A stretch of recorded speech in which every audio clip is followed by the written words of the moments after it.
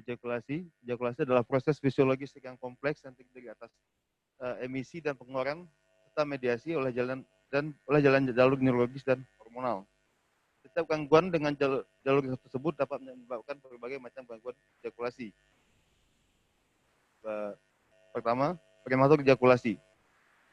Pada prematur ejakulasi, tingkat prevalensinya adalah 30% pada usia 18 sampai 29 tahun, 32% pada usia 30 sampai 39 tahun, 28% pada usia 40 sampai 49 tahun, dan 55% pada usia 50 sampai 59 tahun.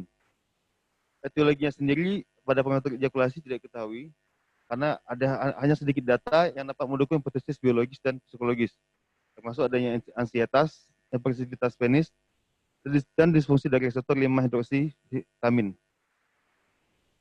Faktor risikonya termasuk kecenderungan genetik, status kesehatan keseluruhan yang buruk, dan obesitas, peradangan prostat, kadar prolatin rendah, kadar testosteron yang lebih tinggi, defisiensi pada vitamin D dan B12, diabetes, metabolic syndrome, dan kurangnya aktivitas fisik, serta gangguan emosional dan stres, depresi, dan pengalaman trauma seksual. Pada klasifikasi prematur ejakulasi sendiri, pada definisi prematur ejakulasi terbaru yang berdasarkan pada International Classification of Disease atau ICD, di mana namanya berubah menjadi ejakulasi dini.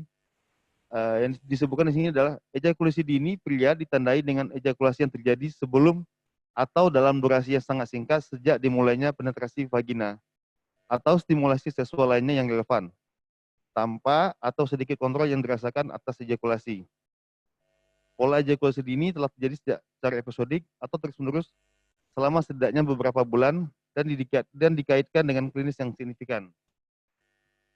Dalam manual diagnostik statistik gangguan mental atau DSM-5, prematur ejakulasi sendiri didefinisikan sebagai gangguan seksual dengan ejakulasi yang konsisten dalam 1 menit atau kurang dari penetrasi vagina selama setidaknya 6 bulan, mengalami 70% sampai 100% dari waktu. Kondisi tersebut menyebabkan tekanan yang signifikan secara klinis, frustasi seksual, tidak puasan, atau ketegangan di antara pasangan. Kondisi ini tidak lebih baik disebabkan oleh gangguan mental non-seksual lainnya, pengobatan atau pengobatan terlarang, dan penggunaan zat atau kondisi medis.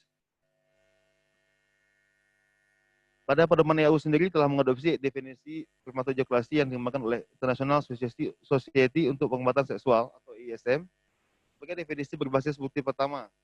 Menurut definisi ini, prematur ejakulasi, lifelong, dan acquired adalah disfungsi seksual pria yang ditandai dengan berikut. Pertama, adanya ejakulasi yang selalu atau hampir selalu terjadi sebelum atau dalam waktu sekitar 1 menit setelah penetrasi vagina. Itu disebut dengan lifelong premature ejaculation. Atau pengurangan waktu latensi yang signifikan secara klinis dan mengganggu, seringkali menjadi sekitar 3 menit atau kurang. Itu acquired premature ejaculation. Kemudian adanya ketidakmampuan untuk menunda ejakulasi pada setiap saat atau terkadang saat penetrasi vagina. Jadi adanya akibat konsekuensi pribadi yang negatif seperti stres, frustasi, dan atau penghindaran hubungan seksual. Ada 2 sindrom prematur ejakulasi lagi telah diusulkan. Pertama, ada prematur ejakulasi variabel, yaitu dengan karakteristik ejakulasi dini yang tidak konsisten dan tidak teratur, yang menunjukkan kondisi normal dalam variasi dalam hubungan seksual. Kemudian, prematur ejakulasi subjektif yang dicirikan dengan persepsi subjektif dari ejakulasi yang cepat dan yang konsisten atau tidak konsisten saat berhubungan. Sedangkan waktu latensi ejakulasinya berada dalam kisaran normal atau bahkan bisa bertahan lebih lama. Hal ini tidak dianggap sebagai gejala atau manifestasi dari patologi medis yang sebenarnya.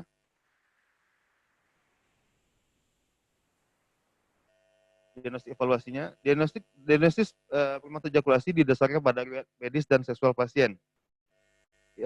Bisa di beberapa instrumen dilakukan dengan intravaginal ejaculatory latency time, yaitu berapa lama penis berada dalam vagina. Kemudian prematur ejakulasi assessment questionnaire, dia dengan mengajukan beberapa pertanyaan. Ada dua hal dua macam yang bisa digunakan. Pertama, PEDT atau prematur ejakulasi diagnosis test yang berisi dari 5 item kuesioner yang berdasarkan kelompok fokus dalam wawancara dan dari Amerika yang menilai kontrol frekuensi stimulasi minimal distress, dan kesulitan interpersonal. Skor totalnya jika lebih dari 11 menunjukkan diagnosis PE, jika skornya 9 atau 10 menunjukkan kemungkinan diagnosis PE, sementara skor kurang dari 8 menunjukkan kemungkinan PE yang lebih rendah. Kemudian yang kedua ada skor dari AIPE atau Arabic Index of Premature Ejaculation, di mana kuesioner ini berisi 7 item yang dikembangkan dari Arab Saudi untuk menilai hasrat seksual, ereksi keras itu hubungan yang cukup, waktu untuk ejakulasi, kontrol, kepuasan pasien dan pasangan, kecemasan atau depresi. Terbatasnya adalah 30, dengan skornya 7 sampai 35. Diagnosisnya diagnosis terbaik. Jika skornya 7 sampai 13 itu dikategorikan sebagai PE yang parah. Jika skornya 14 sampai 19 sedang, jika skornya 20 sampai 25 ringan sampai sedang, dan jika skornya 26 sampai 30 ringan. Pemeriksaan fisik termasuk fokus pemeriksaan neurologi, endokrin, dan neurologis adalah hal yang penting untuk mendeteksi kondisi medis yang mendasari terkait dengan prematur ejakulasi atau disfungsi seksual lainnya, seperti endokrinopati, penyakit Peyronie, protritis, atau protasitis. Pengujian laboratorium atau fisiologis harus diarahkan untuk temuan spesifik dari riwayat atau pemeriksaan fisik dan tidak dianjurkan secara rutin. Ini adalah manajemen prematur ejakulasi. Pertama, klinikal diagnosis harus dipastikan berdasarkan pada riwayat pasien dan partner. Pertama, time to ejaculation, kemudian perceptive degree derajat dari ejakulasinya, kemudian derajat stres, onset dan durasi dari prematur ejakulasinya sendiri, psikososial dan hubungan, apakah ada masalah hubungan dengan pasangan, riwayat pengobatan, dan pemeriksaan fisik.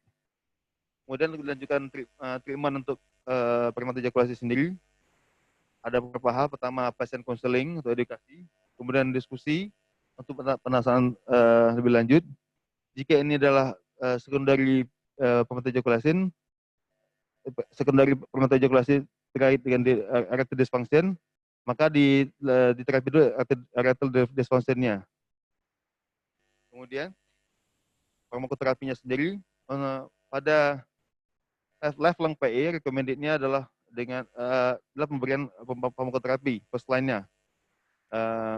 Ada beberapa hal, bisa dengan approved demand treatment, bisa dengan daposentin atau dilukain atau dilukain spray, atau juga off-label treatment dengan yang kronik jika pemberian dengan antidepresan, SSRI atau clobiparamin atau tramadol dan sesuai yang dibutuhkan, atau juga bisa diberikan terapi kombinasi. Terapinya sendiri ada bermacam. Pertama, daposektin, itu adalah short-acting selective serotonin reuptake inhibitor. Dosisnya 30 mg atau 60 mg, 1 atau 2 jam sebelum berhubungan. Efektif untuk ILT dan meningkatkan kontrol ejakulasi, penurunan tekanan, dan peningkatan kepuasan. Kemudian ada lokal anesthetic agent yang berupa topikal atau yang dapat mengurangi sensitivitas dari gland penis sehingga menunda latensi ejakulasi. Ini bukan terapi yang paling lama telah digunakan, tapi tanpa mengurangi sensasi ejakulasi. Ada dua hal. Pertama, lidocaine flulicaine cream. Kedua, lidocaine flulicaine spray. Yang ketiga, tramadol.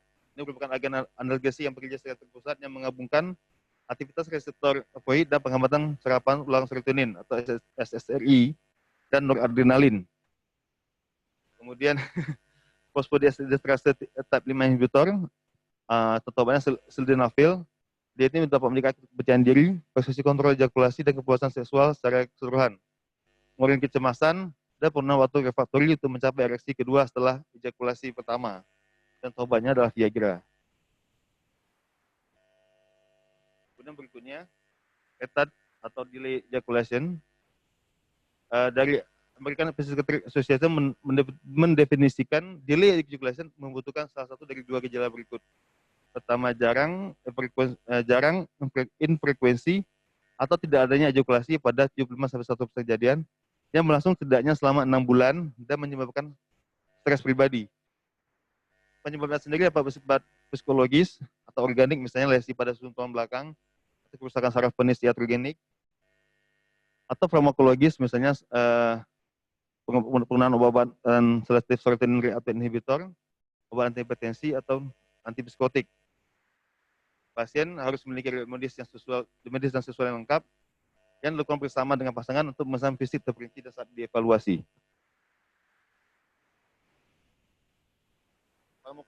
Farmakoterapinya sendiri, belum ada obat yang disetujui oleh FDA untuk pengobatan delay ejaculation, karena sebagian besar penelitian dikutip berdasarkan studi pada kohort yang kasus tidak diacak, blinded atau dikontrol dengan placebo.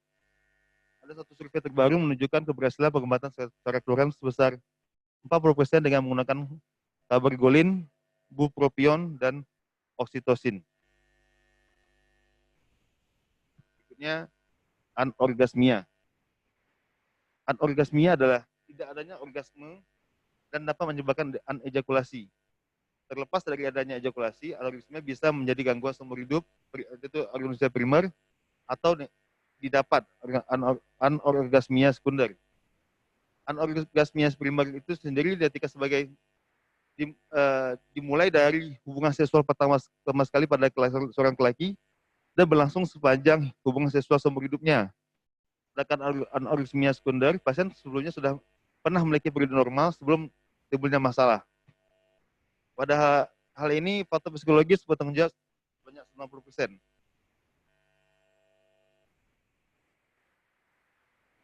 Penyebabnya ada beberapa hal, baik faktor individu sendiri, testosteron defisiensi, hipotiroidisme, pada medication, antidepresan, antipsikotik, opioid, psychosexual cause, hyperstimulation, dan venous sensation loss. Tapi paling besar adalah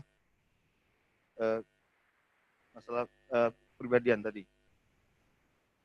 Pasien dan pasangannya harus periksa secara fisik dan psikoseksual secara detail, termasuk onset timbulnya anorgasmia, pengobatan dan melihat penyakit sebelumnya, sensitivitas penis, dan masalah psikologis. Laboratorium tambahan tes juga dapat digunakan untuk menyingkirkan penyebab organik seperti testosteron, prolaktin, dan perangsang tiroid, dan kadar hormon. Pasien yang kehilangan sensitivitas penis membutuhkan pemeriksaan lebih lanjut. Beberapa obat terlaporkan untuk mengobati anorgasmia termasuk ciproheptadin, yohimbin, buspirone, amantadin, dan oksitosin. Terima kasih. Penarahan, dokter.